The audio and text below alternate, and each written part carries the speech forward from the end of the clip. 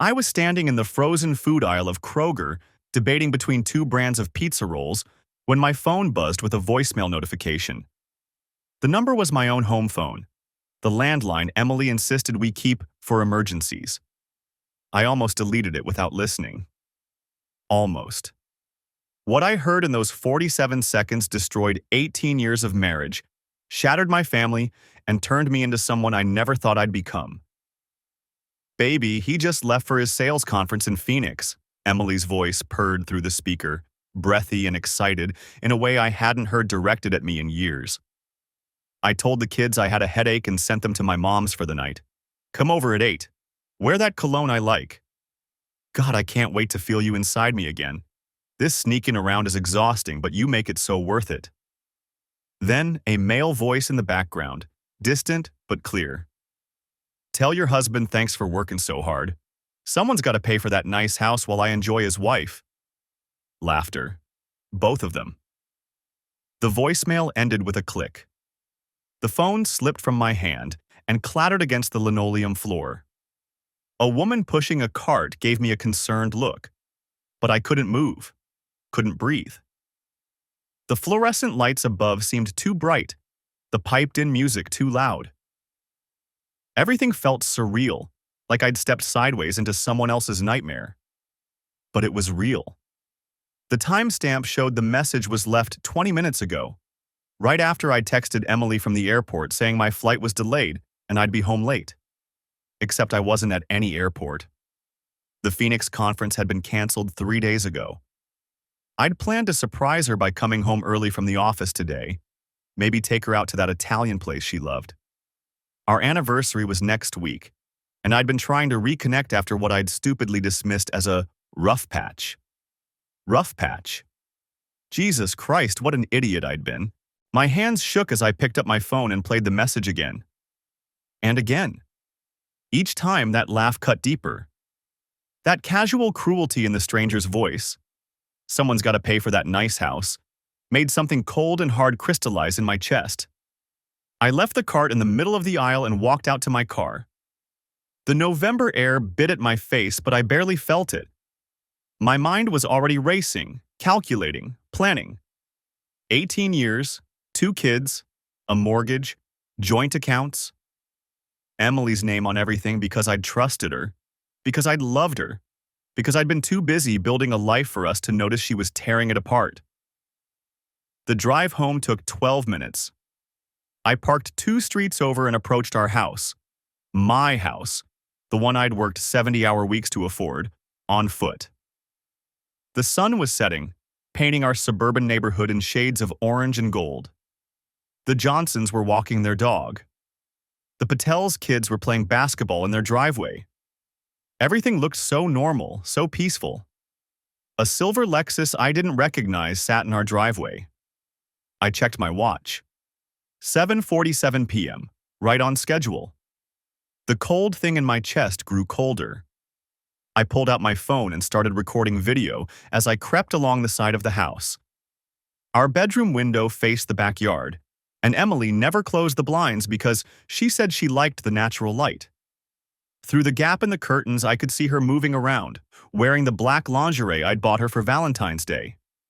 She was lighting candles. For him. She was lighting candles for another man in our bedroom.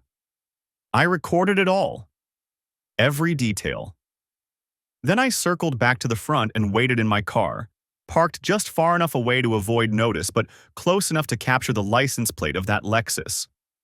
At 7:53 p.m., a man walked up to my front door. Tall, maybe 35, wearing expensive jeans and a leather jacket. He didn't knock.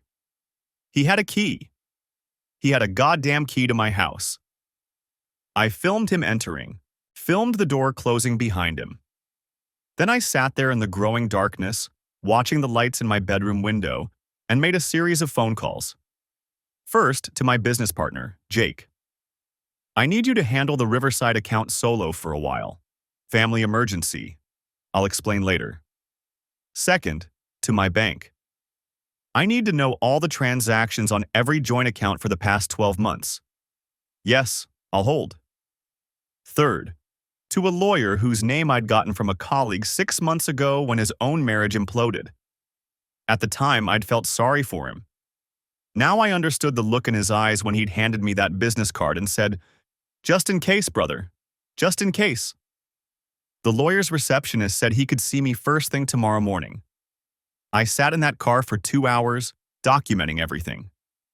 The lights going off in the bedroom at 8:15 p.m. The faint glow that suggested candles. The shadow movements against the curtains that made my stomach turn. I didn't let myself think about what was happening in there. Not yet. That would come later, in the quiet hours when I was alone. Right now, I needed to be ice. I needed to be steel. At 10:23 p.m., the man emerged, adjusting his jacket, looking satisfied in a way that made me want to put my fist through his face. But I didn't move. I just filmed him getting into his Lexus, recorded his license plate again for good measure, and watched him drive away. Then I started my car and headed to a hotel. The hotel bed was too soft. I lay there staring at the ceiling, phone in my hand, watching the time tick past midnight. 12:47 a.m. I hadn't slept. Couldn't. Every time I closed my eyes, I saw that silver Lexus pulling into my driveway. Saw him using my key to enter my house. I pulled up the videos again, watched them on mute.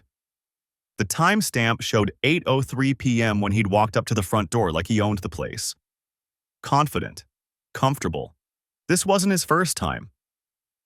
My phone buzzed. "Jake, you still up?" "Yeah?" "The bank stuff came through. You need to see this." I sat up. "Send it." 3 minutes later, my email chimed. I opened the attachment Jake had forwarded from our forensic accountant, a guy we'd used twice for business acquisitions. Good at finding hidden money. The spreadsheet loaded. I scrolled through our joint account first. Normal transactions, groceries, gas, kids' activities. Then I saw the pattern Jake had highlighted in yellow. Cash withdrawals. $200 every Thursday for the past 6 months. Always from the same ATM, the one by the Starbucks on Riverside Drive. 24 withdrawals. $4,800. I kept scrolling. There, a separate account I'd never seen before, opened 14 months ago, Emily's name only.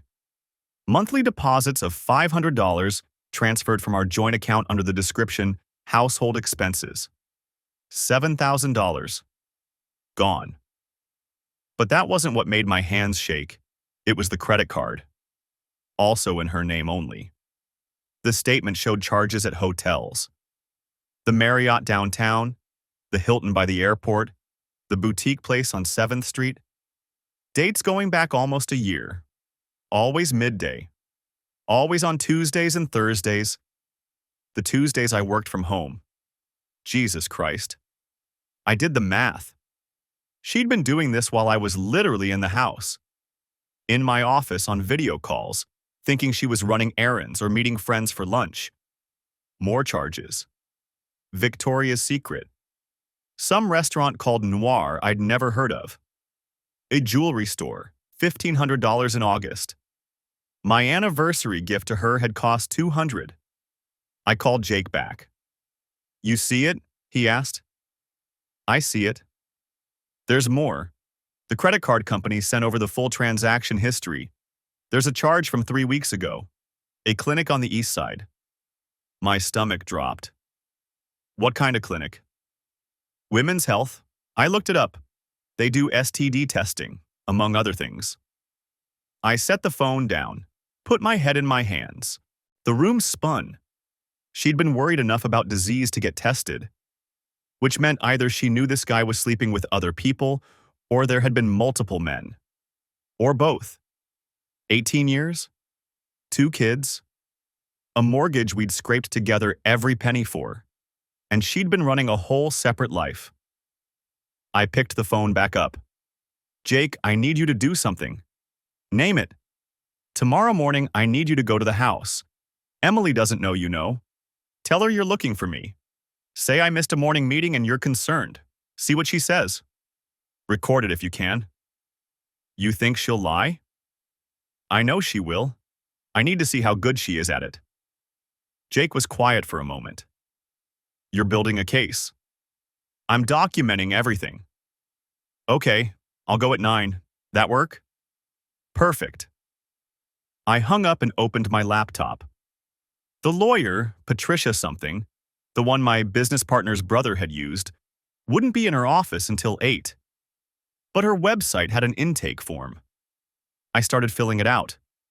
Marriage date, kids' names and ages, assets. The house, worth about $470,000 now. We'd paid $328 years ago. My business, harder to value, but profitable. Retirement accounts. The cars, her Acura, my truck. Then the evidence section. I attached the videos, the voicemail recording, the bank statements, the credit card history, the photos I'd taken of the Lexus, including the license plate. In the additional information box, I typed, "Wife has given her lover access to the marital home. Affair has been ongoing for at least 14 months based on financial records. Suspect she has been using marital funds to finance the relationship. Need immediate consultation regarding asset protection and custody." I hit submit at 1:33 a.m. The confirmation email arrived 30 seconds later. Someone would contact me within 1 business day. I set the laptop aside and lay back down. Picked up my phone. Opened the video again. This time I watched it with the sound on. Heard the suburban silence. A dog barking somewhere. A car passing on the street. Then footsteps on my driveway. The jingle of keys. My keys. He'd had them long enough to get comfortable with them. No fumbling, no hesitation. Just slid the right key into the lock on the first try and walked inside. I fast-forwarded to the bedroom window footage. Watched the lights go on. Saw shadows moving behind the curtains. Saw the moment the curtains were drawn. By her, probably, though I couldn't tell for sure from the angle. Then I saw something I'd missed before. At 8:47 p.m., the bedroom light had flickered. Just once. Like someone had bumped the lamp. I zoomed in on the timestamp. Watched it again. The flicker, then steady light. Then, at 9:12 p.m., the light went out completely. It came back on at 9:58 p.m., dimmer this time. She must have switched to the bedside lamp. At 10:23 p.m., I'd watched him leave. Watched him walk to his Lexus, casual as anything. Watched him drive away. The bedroom light had stayed on until 10:47 p.m., then darkness. I made notes, times, observations, details. My phone buzzed again. A text from a number I didn't recognize. "This is Patricia Reeves from Reeves & Associates. I received your intake form. I have an opening at 7 a.m. if you can make it. Coffee will be ready." I texted back immediately. "I'll be there." She sent an address. Downtown. 20 minutes from the hotel. I set an alarm for 5:30 a.m. Not that I'd sleep. Instead, I opened my email and started a new message to Emily's mother. Diane. We'd always gotten along fine. She lived 2 hours away, saw the kids every few weeks. I typed, "Hi Diane, hope you're doing well. Quick question. What time did Emily drop the kids off yesterday? Just trying to coordinate schedules. Thanks." I didn't send it, not yet. But I saved it in drafts. Then I opened a new message to my daughter's phone. Olivia was 15. Old enough to have her own cell. I knew Emily checked it sometimes, but not constantly. "Hey, sweetheart. Hope you're having fun at Grandma's. Love you. Dad." I sent that one. Normal. Nothing suspicious. 3 minutes later, Olivia replied, "Love you too. Grandma made cookies. When are you back from Phoenix?" So Emily had told the kids I was in Phoenix. Told her mother the same thing, probably. I replied, "Soon. Save me a cookie." Then I pulled up the recording app on my phone, the one I'd used to save Emily's voicemail. I played it again. "Hey baby, coast is clear.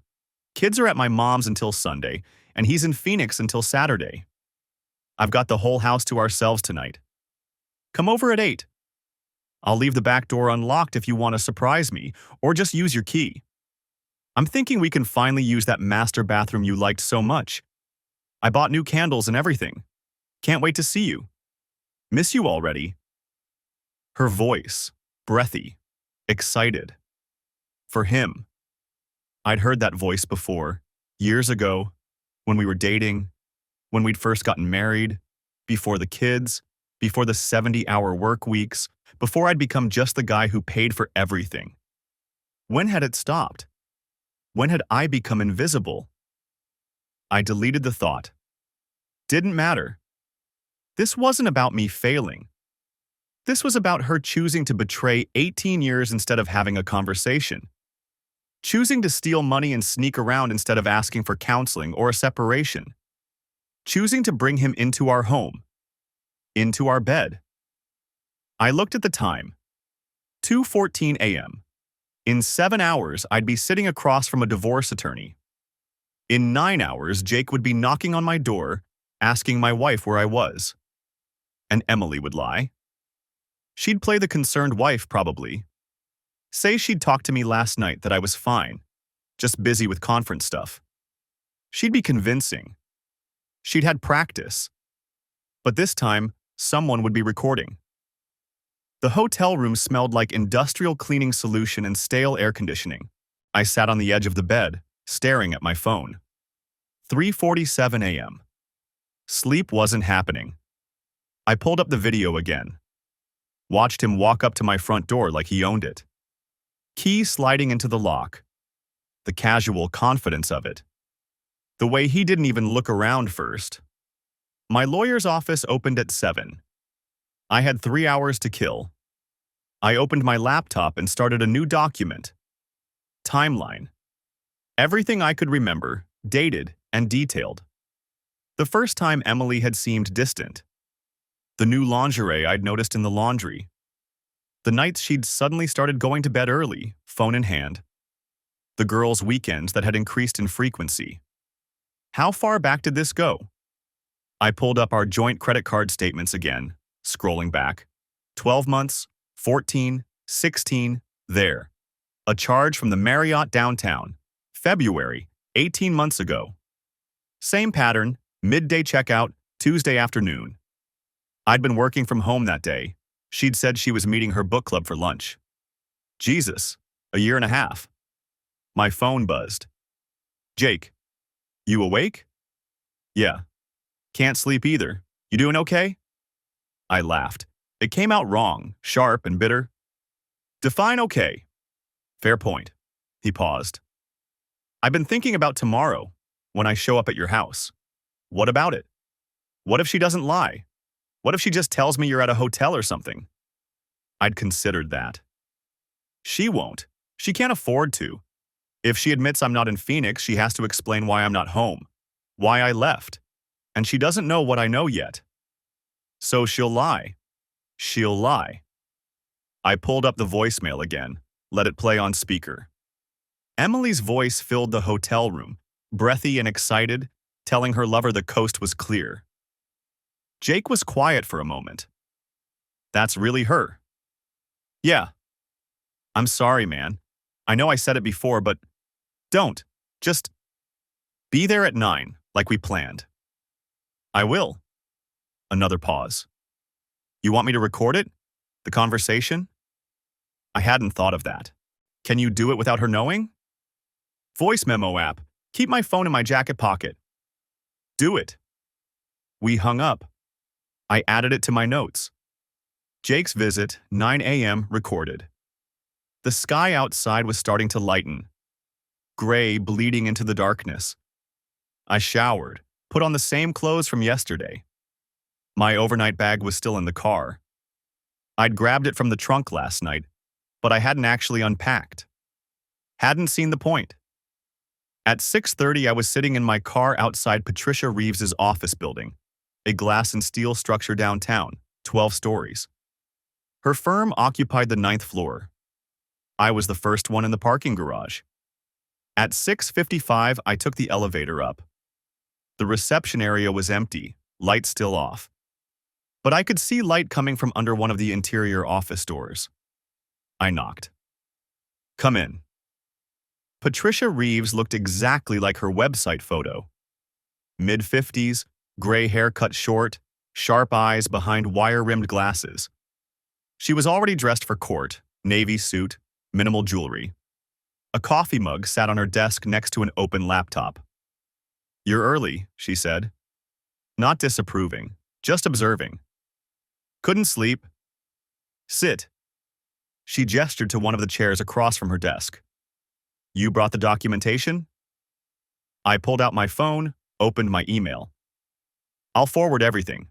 Video files, audio, financial records, all of it." She nodded, turning her laptop toward me slightly. "Use this. Easier than phone to phone."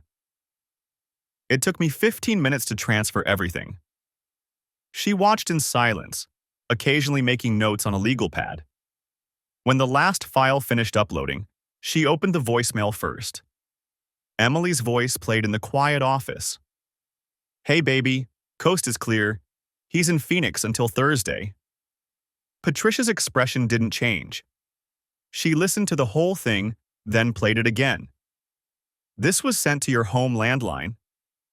"Yeah, she insisted we keep it. Said it was for emergencies."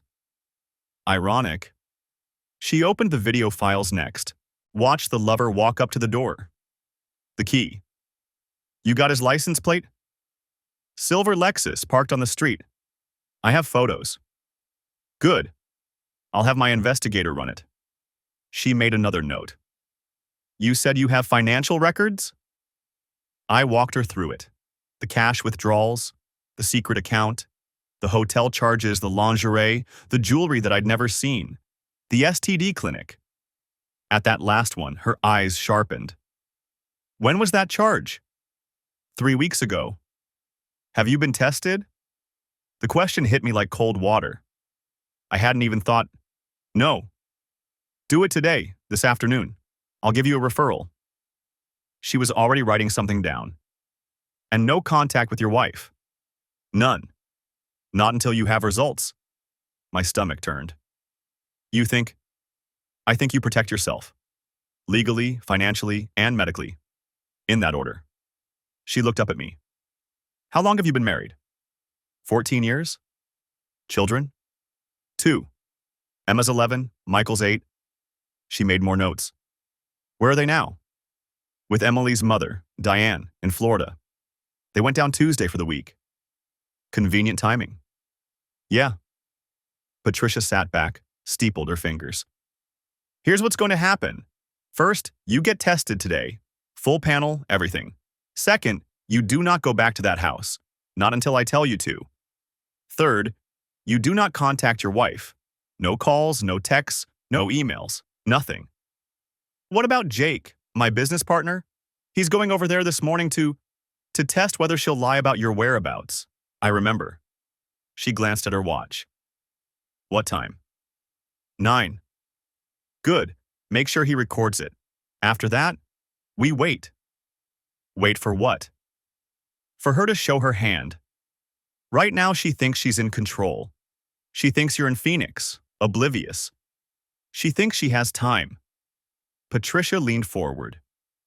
"The longer she believes that, the more rope she has to hang herself with." "I want to confront her." "I know, and you will, but not yet." Her voice was firm. "You confront her now, emotional and angry. You give her ammunition. You give her the chance to spin this to make you the bad guy, to claim you're unstable, that you abandoned your family, that you're making wild accusations. I have proof. You have excellent proof, which is why we're going to use it strategically, not emotionally." She pulled up the financial records again. "This secret account. You said it has 7,000 in it? As of yesterday. Marital funds? Has to be. We only have joint accounts." "So she's been siphoning money, planning."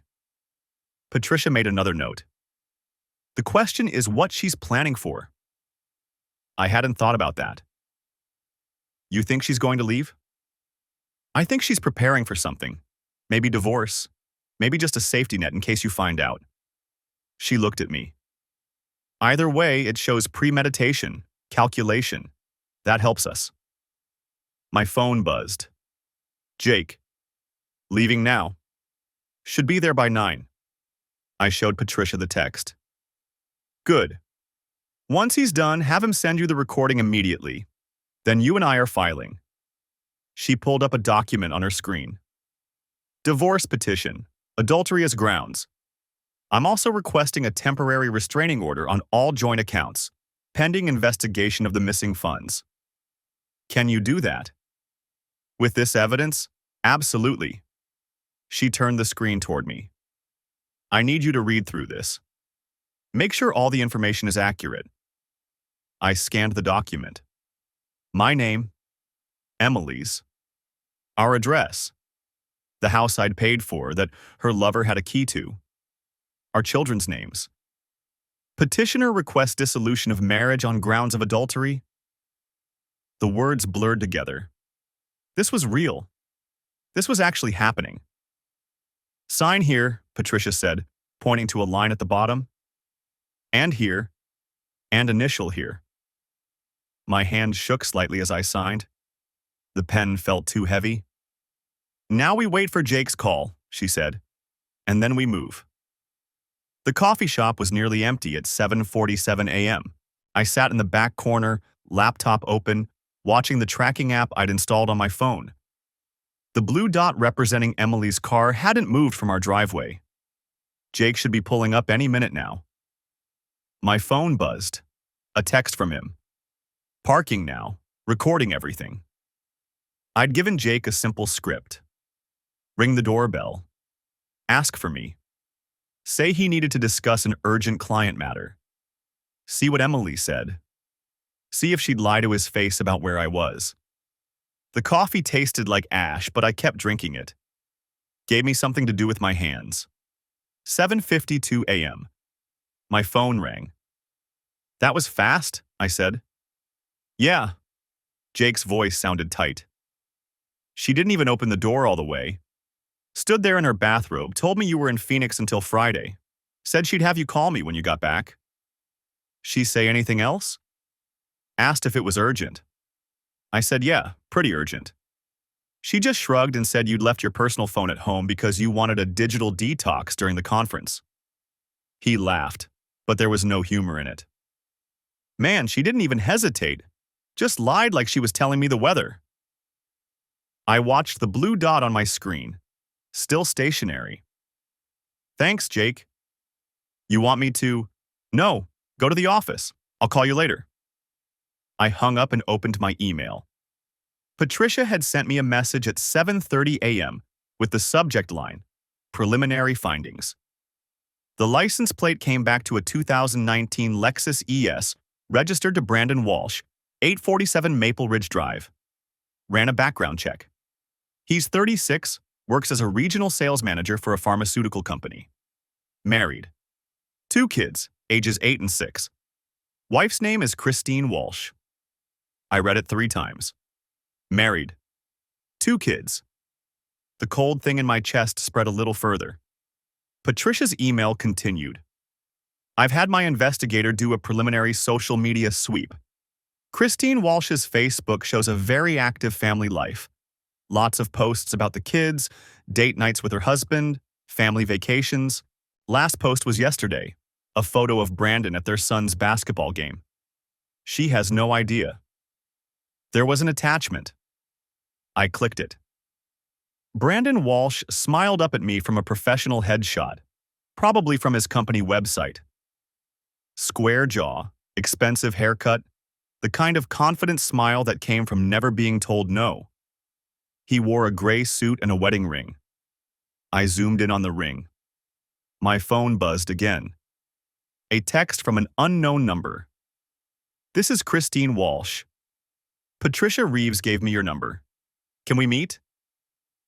I stared at the message for 47 seconds. Then I typed, when and where. The response came immediately. I'm sitting 3 tables behind you. I've been here since 7:30. I turned around slowly. She was maybe 35, dark hair pulled back in a ponytail, wearing yoga pants and a North Face jacket. Her eyes were red. A cold cup of coffee sat untouched in front of her.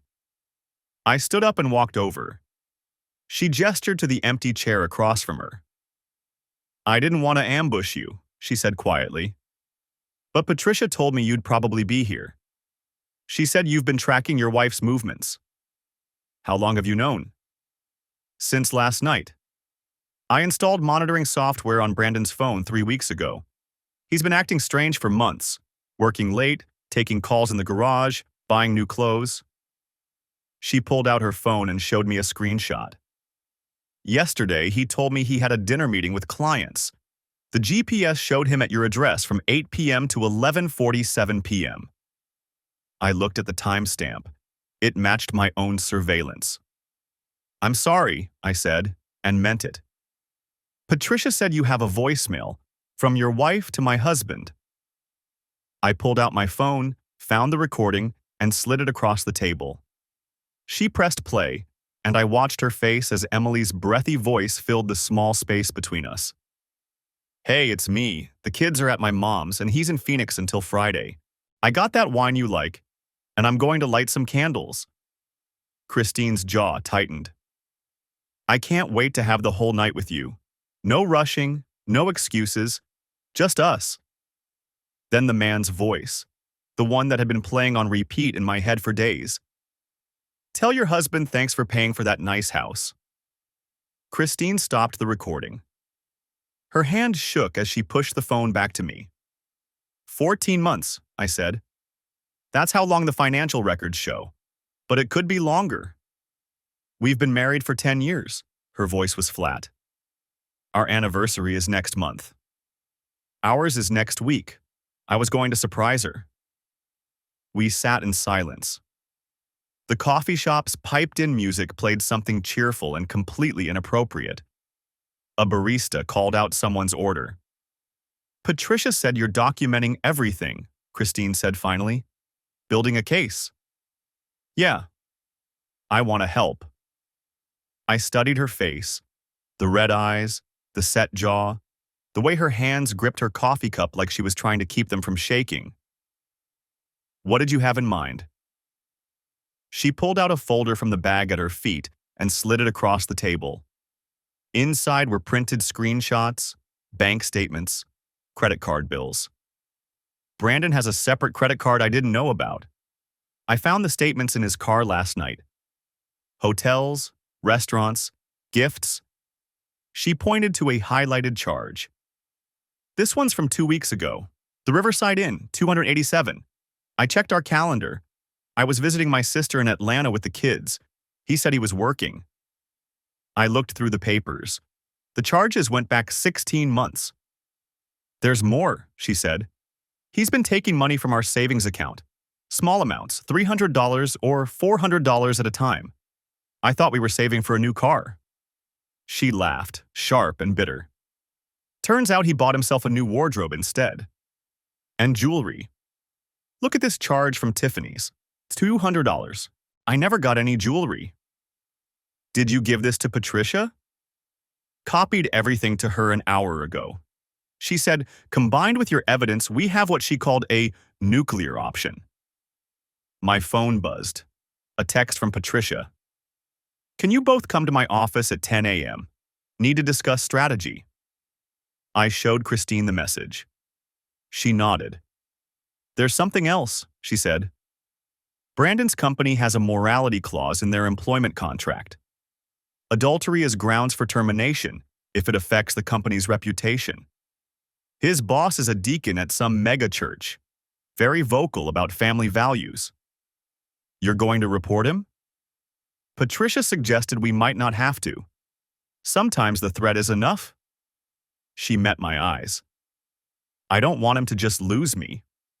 I want him to lose everything." The words hung between us. I thought about Emily, about the secret account, the hotel charges, the STD clinic, about her standing in our doorway an hour ago, lying to Jake without hesitation. "Yeah," I said. Me too. Christine's phone rang.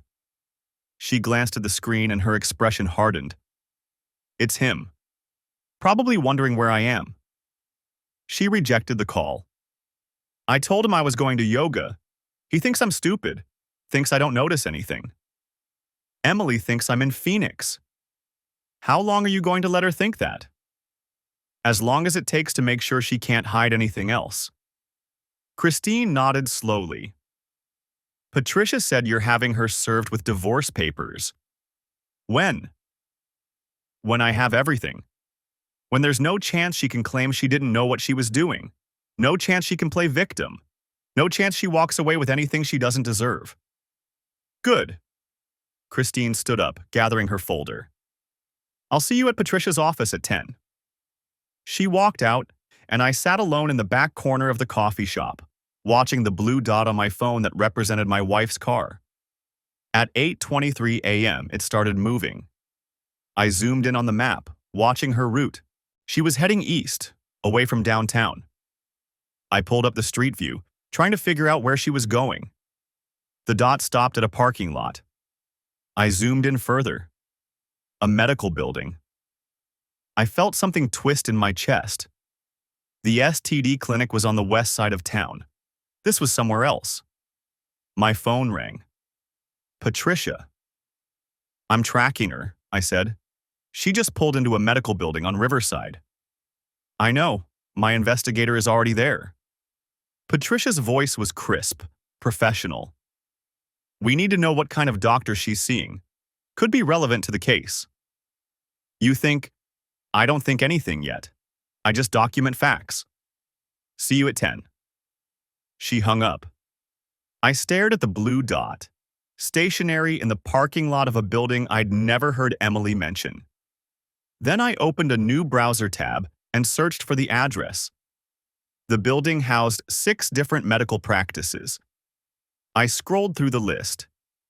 Dermatology, orthopedics, cardiology, physical therapy, and at the bottom, Riverside Women's Health and Fertility Center. My coffee cup slipped from my hand. The receptionist at Riverside Women's Health and Fertility Center had that practiced smile, professional warmth that didn't quite reach her eyes. I'd seen it 1,000 times in corporate lobbies. The kind of expression that said she'd greet you the same way whether you were there for good news or the worst day of your life. Can I help you? She asked. I'd parked across the street for 47 minutes, watching Emily's car in the lot. Watched her walk in wearing yoga pants and a loose sweater, her hair pulled back. She'd looked nervous, kept checking her phone. Now I was standing in the same lobby, and I had no idea what I was doing. I'm here to pick up my wife, I said. The lie came easier than it should have. Emily, she should be finishing up soon. The receptionist's smile flickered, just for a second. I'm sorry, but I can't discuss our patients. Privacy regulations. Of course.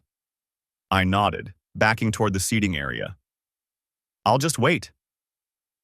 The chairs were that medical office mauve, arranged around a coffee table with magazines nobody read anymore. A water cooler hummed in the corner.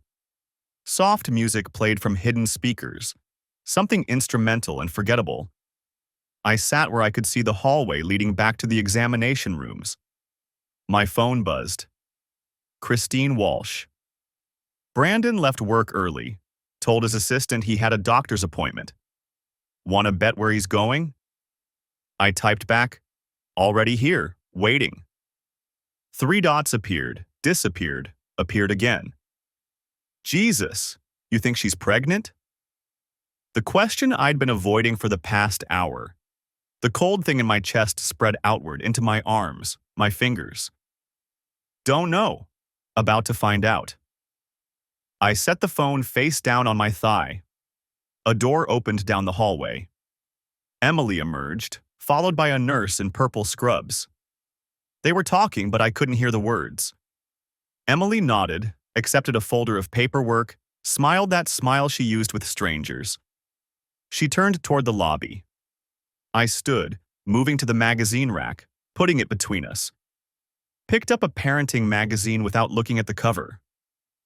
Emily walked past 10 feet away, close enough that I could smell her perfume, the one I'd bought her last Christmas. She didn't look my way. Didn't see me standing there, watching her walk out the door with that folder clutched against her chest. I gave her 30 seconds, then followed. Outside, the November air bit at my face. Emily was already in her car, backing out of the space. I jogged to my rental, the silver Accord I'd picked up yesterday specifically because it was anonymous, forgettable. Following someone in traffic is harder than movies make it look. You have to stay close enough not to lose them at lights. Far enough back they won't notice the same car behind them for miles. I kept 2 vehicles between us when I could, dropped back to 3 on the highway. She wasn't going home. 23 minutes of driving and she pulled into the parking lot of a Panera Bread. Sat in her car for a minute, checking her makeup in the mirror. Reapplying lipstick. The Lexus pulled in 4 minutes later. Brandon Walsh parked 3 spaces away from Emily. They didn't acknowledge each other immediately. He got out first, walked inside. She followed a minute later, casual, like they'd arrived separately by coincidence. I parked at the far end of the lot and waited. My phone rang. Christine. "Where are you?" she asked. "Panera Bread on Riverside Drive. They're inside." "Both of them?" "Yeah." Silence on her end. Then, "I'm 20 minutes away. Don't go in without me." She hung up. I watched the restaurant entrance. Couples walked in and out. A mom with 3 kids, 2 businessmen in suits, normal people doing normal things, unaware that 2 people inside were probably celebrating the destruction of their families. Or planning it. The folder Emily had carried out of the clinic sat on her passenger seat. I could see it through her window. Manila. Standard medical office issue.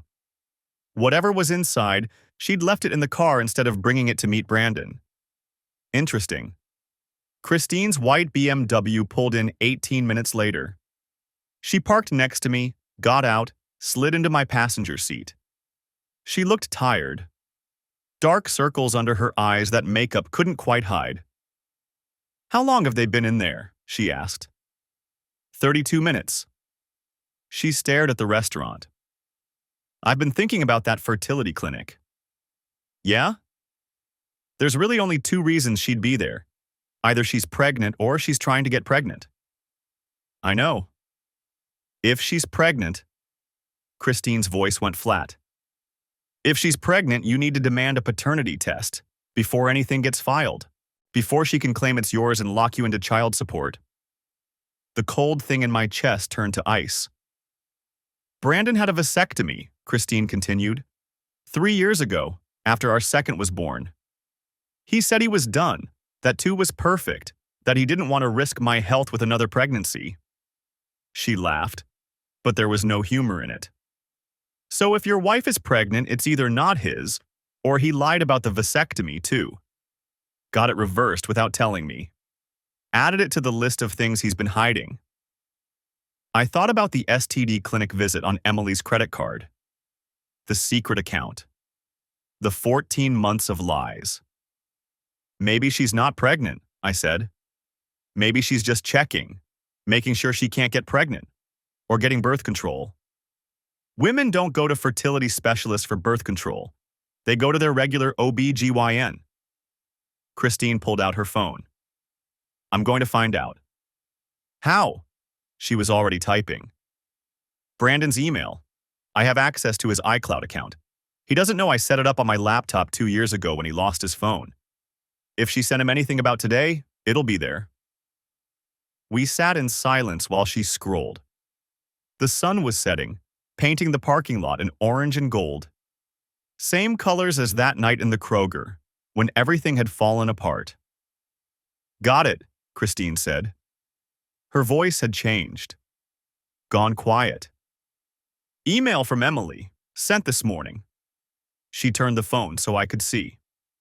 "Can't wait to see you today. I have news. Good news, I think.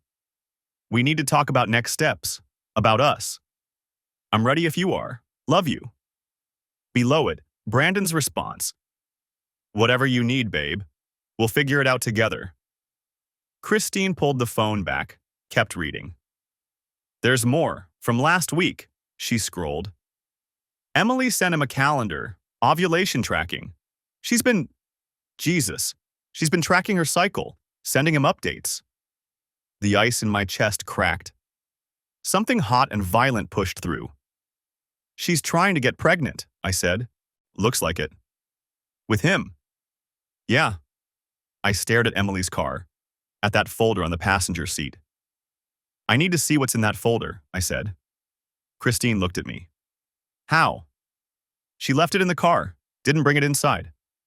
So she's inside for, I checked my watch. 41 minutes now, probably ordering food, sitting down. She'll be a while. You want to break into her car? I want to take a picture of whatever's in that folder. Christine was quiet for a moment. Then, her car locks automatically, right? When she walks away? Yeah. But the folder's visible. If you're fast, she reached into her purse, pulled out a small case. Opened it.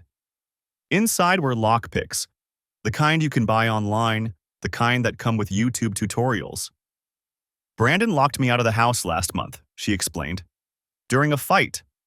I bought these in case he tried it again. I took the case. 2 minutes, Christine said. Get in, get the pictures, get out. I'll watch the door. If they come out early, I'll text you. My hands were steady as I got out of the car. Steadier than they'd been in days. The parking lot was half full. Nobody paying attention to a guy walking between cars in the fading light.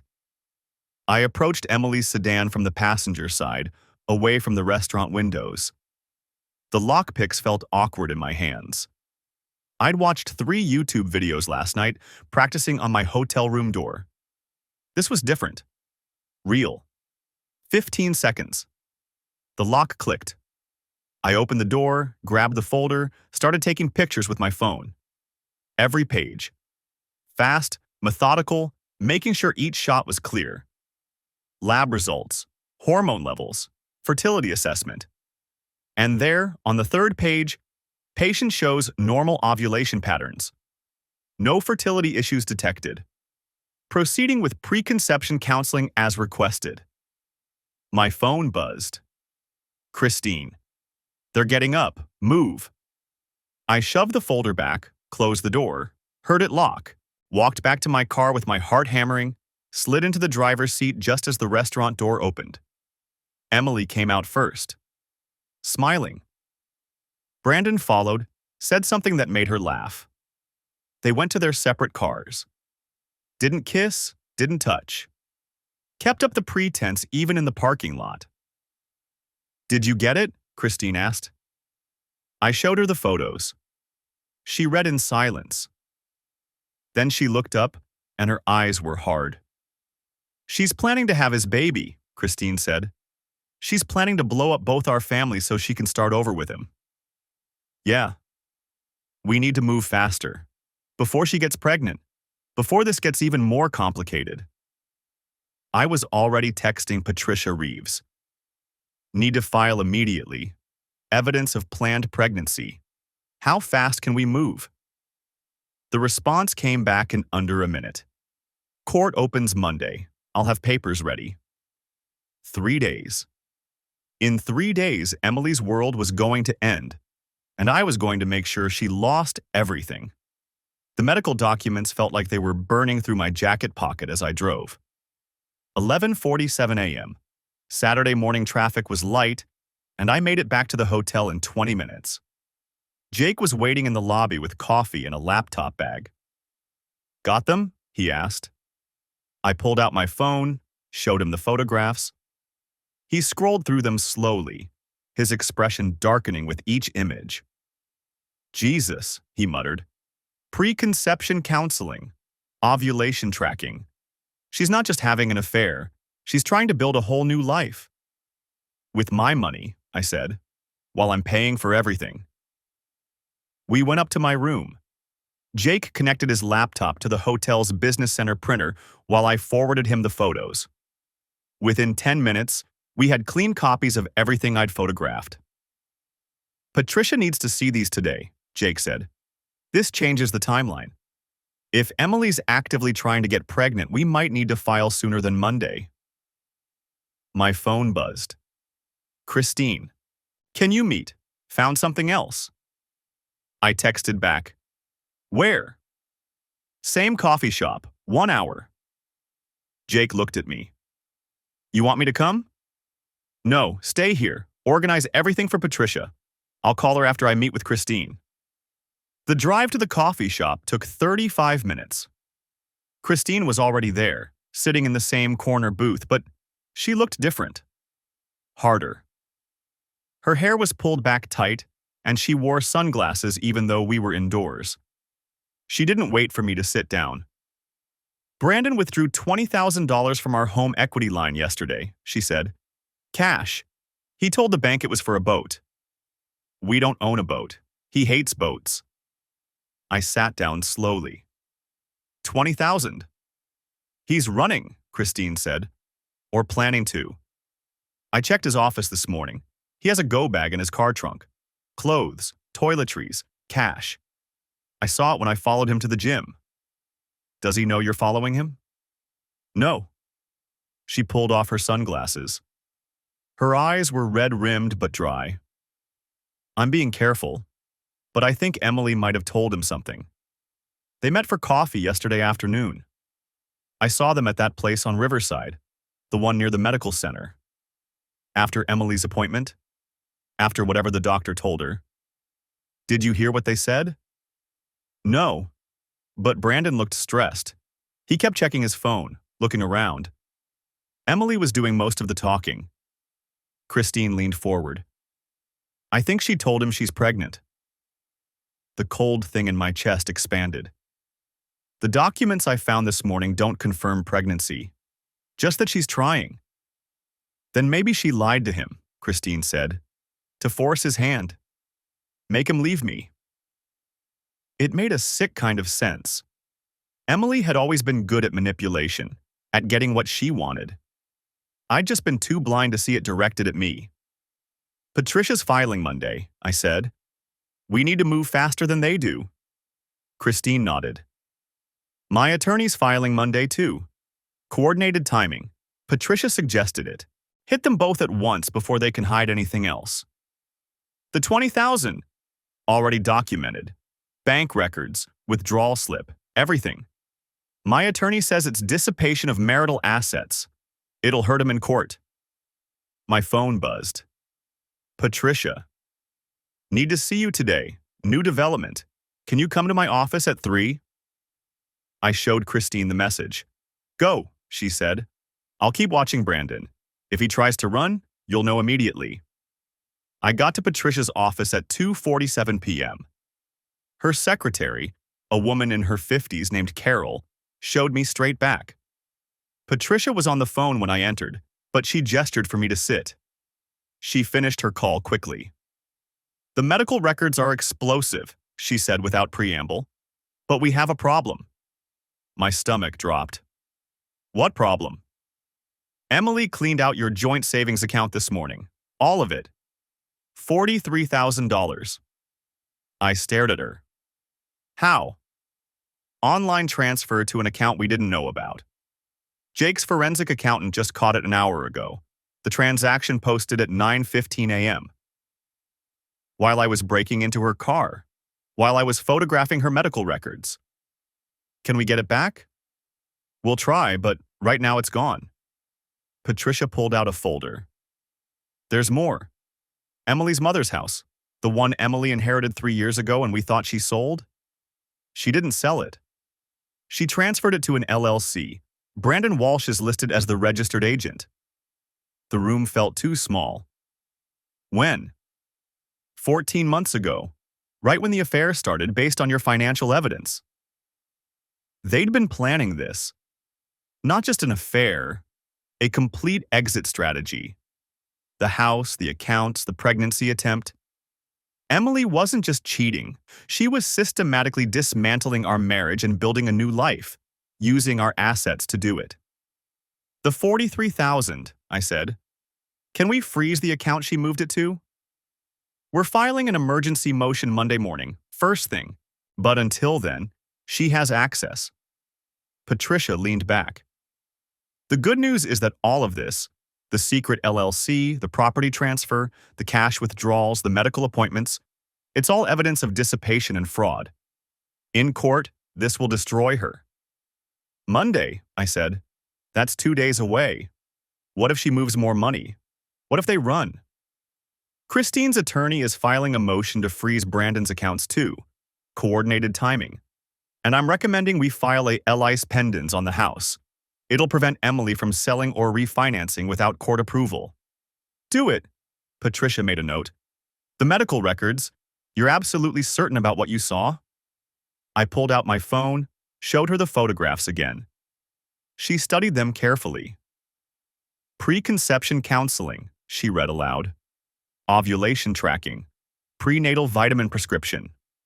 She looked up. This isn't just an affair. This is planned family replacement. And the fact that she's doing it while you're still supporting her financially, while she's withdrawing marital assets, the judge is going to crucify her. What about custody? With this evidence, you'll get primary. Maybe sole, depending on how the STD clinic visit plays. Patricia closed the folder. Emily's going to lose everything. The house, the assets, the kids.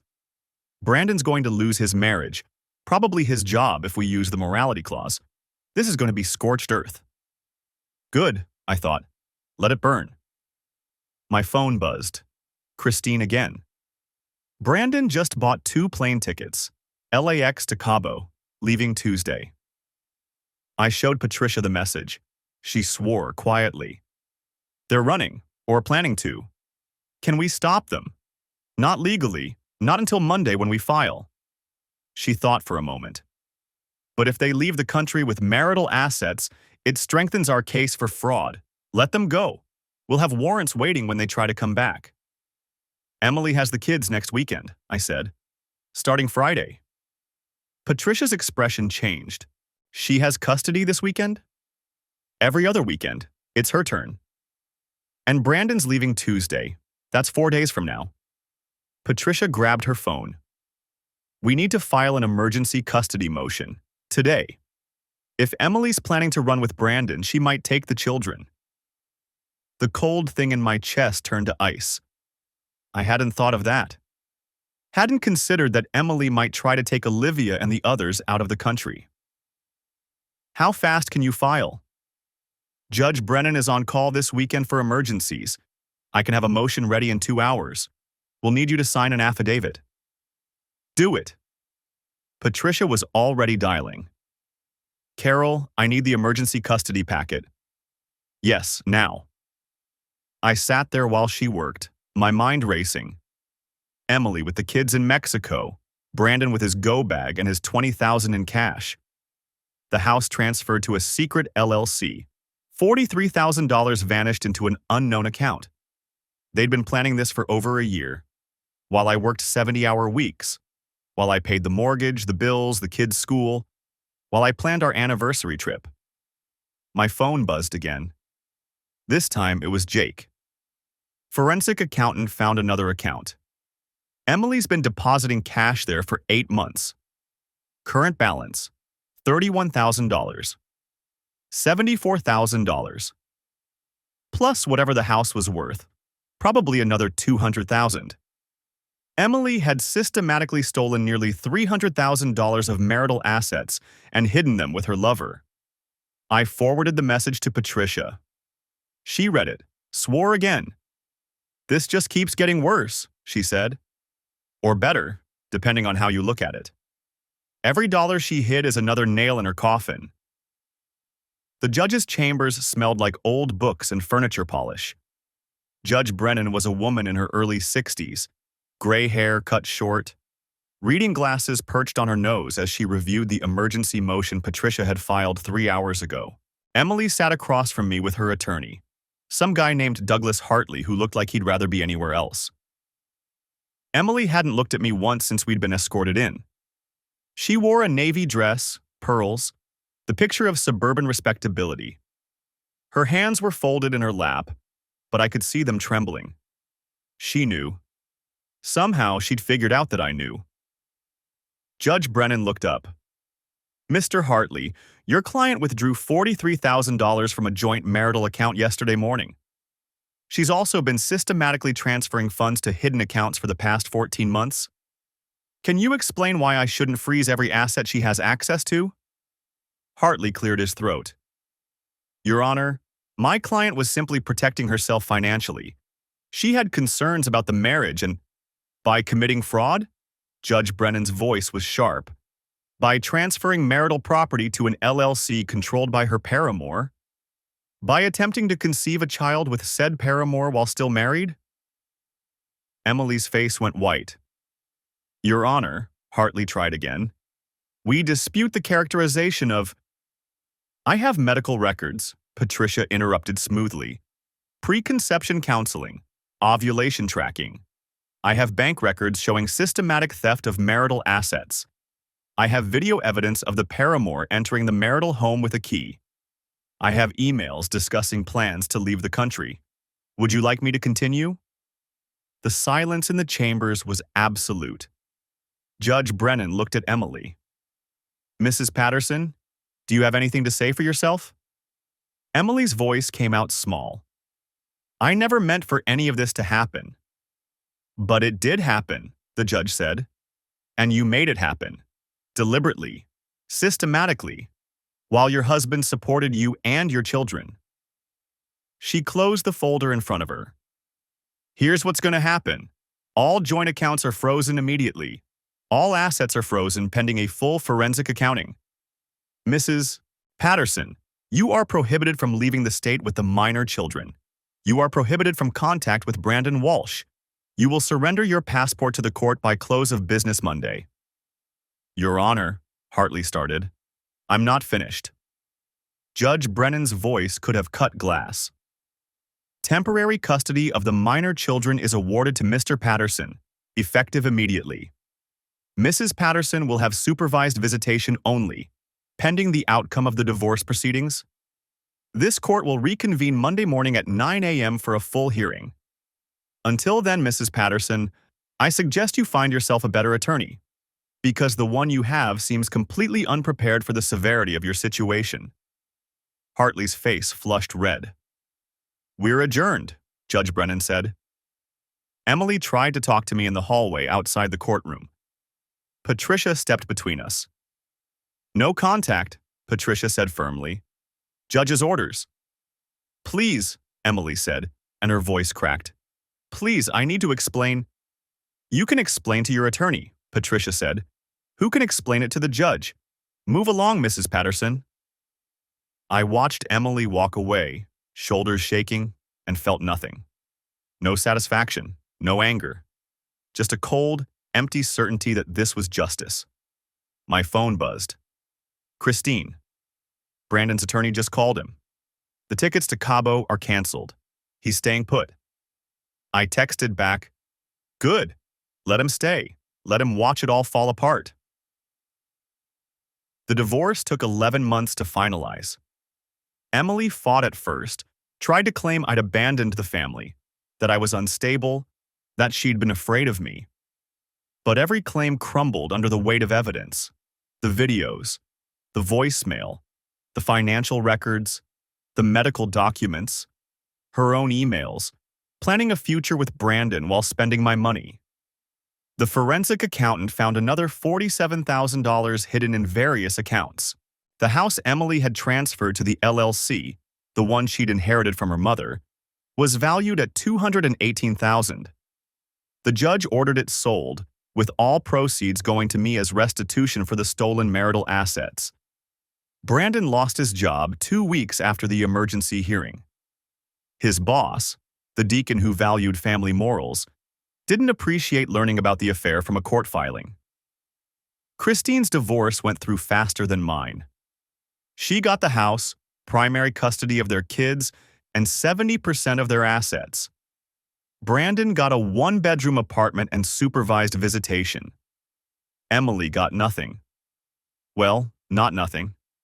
She got a studio apartment in a bad part of town. She got a job as a receptionist at a dental office, making $12 an hour.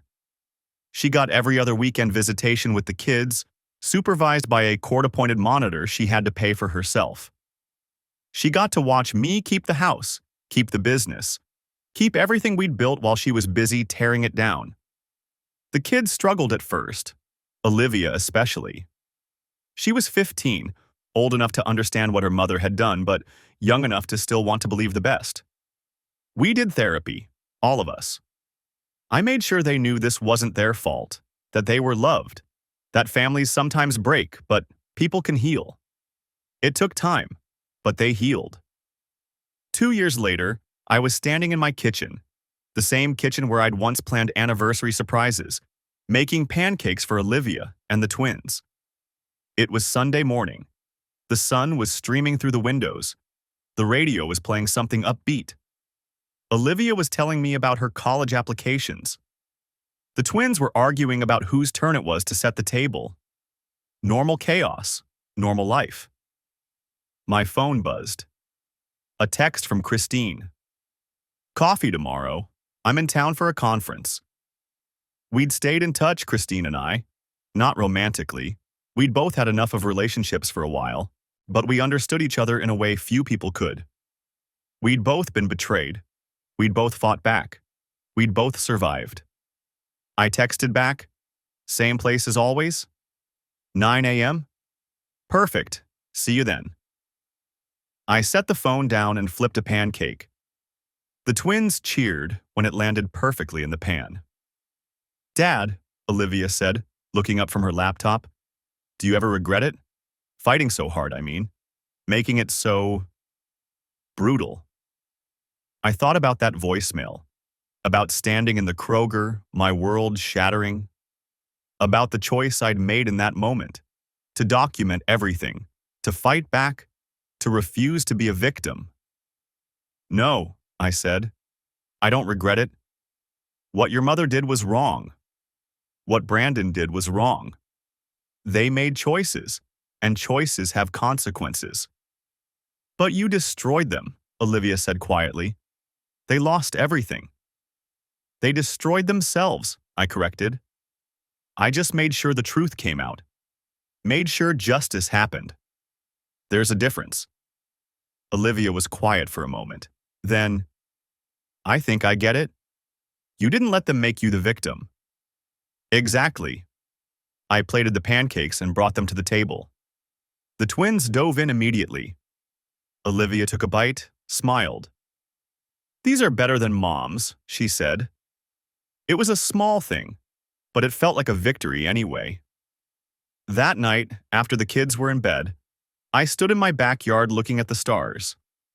The same stars that had been there the night I'd watched Brandon Walsh walk into my house with a key. The same stars that had witnessed the worst moment of my life. But I wasn't that person anymore.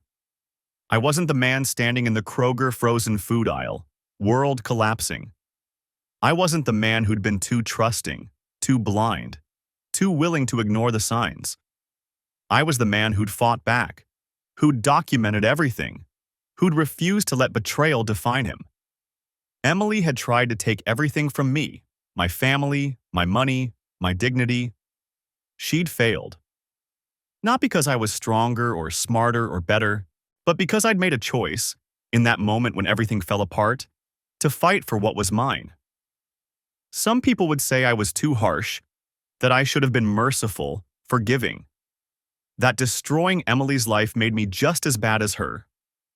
But those people had never stood where I stood, had never felt the knife of betrayal twist in their gut, had never had to explain to their children why Mommy didn't live with them anymore.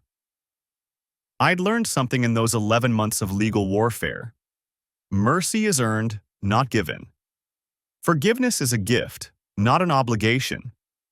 And sometimes the kindest thing you can do for yourself is to let the people who hurt you face the full consequences of their actions. Emily made her choices. She chose to betray 18 years of marriage. She chose to steal from our family. She chose to plan a future with another man while I paid for everything. I just made sure she paid for those choices. And I didn't feel guilty about it. Not for a second. Because in the end, this wasn't about revenge. It was about justice. It was about standing up and saying, you don't get to destroy my life and walk away unscathed. You don't get to take everything and leave me with nothing. You don't get to win. The stars looked down, indifferent and eternal. The night air was cool. In the distance, I could hear traffic, dogs barking, the sounds of a neighborhood settling in for the night. My neighborhood, my house, my life. I'd fought for it. I'd won it. And I was keeping it. That was enough.